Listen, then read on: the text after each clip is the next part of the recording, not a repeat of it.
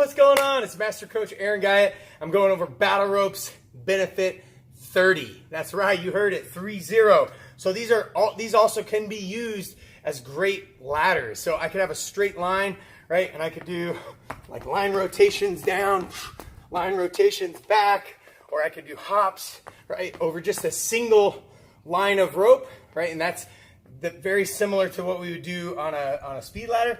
Or if you look back here, so I've created like almost like a serpentine look, and so I can actually see it's just like a speed ladder, so I can work my speed ladder movements in the same way that I would work on a speed ladder, but with the rope.